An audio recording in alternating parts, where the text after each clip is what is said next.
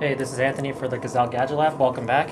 Today we have the Nokia N900 tablet phone.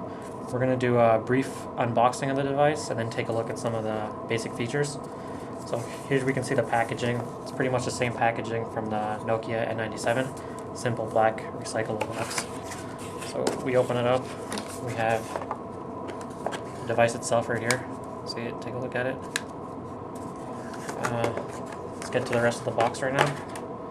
We have a micro USB charger, micro USB cable, the micro USB charger. This is the BL5J battery, Nokia. We'll put that in, and then some stereo headphones, a little cleaning cloth, and some documentation, instruction manual and such. Let's get that out of the way, and now we'll get to the device over here. Let's pop off the back cover first. It's pretty, this plastic material feels pretty decent. It's not the greatest quality, but overall feels pretty nice. And I got a T-Mobile SIM right here. So I'm gonna put that in.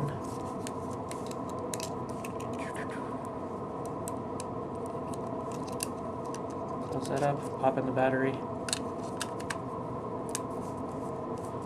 Back cover back on. There we go. Then the power button's on top here. It's really made to be in a landscape mode pretty much all the time. Okay, now while this is powering, I'll get into some of the features of the phone. Just some basic, it's quad band GSM and it's a tri-band HSDPA, and it does work on T-Mobile 1700 network. No 850 support for AT&T. But it does have full European support. And in terms of size, we see it's 110 by 59 and 18 thick. I got the N800, its previous device, just to see if you can take a good look at the size difference between all of these. So it's much smaller. Remember, the N800 does not make phone calls either. So, and then if you wanted to take a look at it against an E-series, this is the E72. So E72 is obviously a little thinner. But let's get back to the show. Okay, then it does have a 5 megapixel camera back here. We'll get into that in a little bit. In terms of screen, we see 800 by 480 pixel resolution, 3.5 inches. It's a pretty nice display. We got a 3.5 stereo jack. This is powered by a 600 megahertz processor, same as E72. It does have a dual LED flash also with the camera. I'll get back into that. We have the TV out, supports Skype, MP3 player, GPS, OV maps, geotagging, SMS, etc. It's pretty standard on N-series stuff. So now we'll get into the menu over here. Okay, so pop this open. I did run the update, the 2.2009 51-1 update. Still no portrait mode support, but the kinetic scrolling does seem a little faster, and the phone feels a little smoother, and it's got the Store app. So get rid of some of this. You have your start screen with I think it's 3 or 4 different home screens. Here's another home screen you have. Get back to this. Okay, so here's the menu, the main menu right here. So you have all these your icons in here. It's pretty much standard N-series stuff. So let's actually go into the camera for a little bit.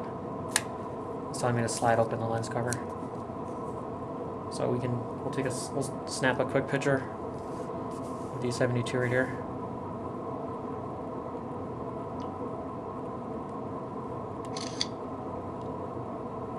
There we go. Quality's pretty decent. I'd say it's the same as an N95 or N97 type quality. Not bad. Okay, back to the phone menu. Get out of the main menu. Okay, so this one of the other home screens. This is Memo. It takes you to basically you can go into it. There's some Memo applications for Linux in here.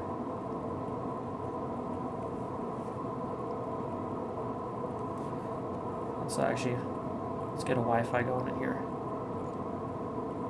Let me put this key in real quick.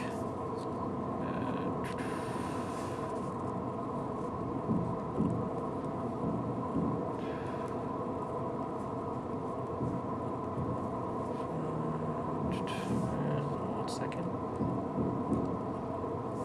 Cool. So I'm gonna use this over Wi-Fi right now.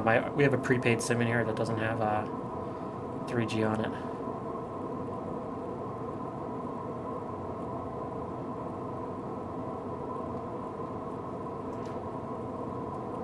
So here we go. We're in the Memo kind of application. You can see applications in here, wallpapers, themes. I'm not really sure this is too much. Not ready yet really for the device. It's still pretty new. You can see Skype, and you have games. A lot of stuff still says coming soon, but it's a great start for Nokia. Nokia's never had anything like this before. It looks a lot nicer than the LV store. So let's get back out of here.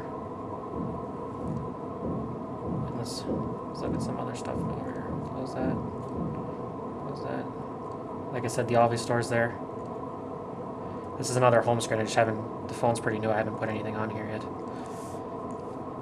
And then here's another home screen. All this stuff is customizable, so I have it. You can set it up with Twitter. I put Facebook on there. A couple different applications. So you can see it's nice. It's Firefox browser, so it's probably the best browsing experience I've seen on a phone. But you have to remember this is still it's still pretty much it is a phone. It's more of a tablet than a phone, but it excels quite well on the internet. So here's Google. It's nice full screen. So let's get into the actual phone part of the device. So I'll get into the menu, and we'll go into phone. Okay. So here's where you can use the phone in portrait mode, actually. So this is pretty much the only time the phone works in portrait mode. Is for making a call and receiving calls. So you can use it like this. It's I wish there was full support for portrait mode, but maybe we'll see that in an update. And overall, I think this is a pretty fantastic device for what it's made to be. Personally, I'm more in love with my E72 because it's more of a phone. This, due to the keyboard, it does have a really nice keyboard, comparable to like a 9700 BlackBerry in quality. I'm just not a fan of having a full computer on me at all times. This is more. I would love to use this if I travel. It's a pretty expensive travel secondary device, at around $550. But I just don't see it practical for an everyday phone for myself. Some people might like it. It's for them. If you're a fan of internet, social media, always want to be connected, this is probably the best device out there right now. So it's available now. It's about $600, $550 depending where you look. Thanks for joining us. This is Anthony with the Gazelle Gadget Lab. See ya.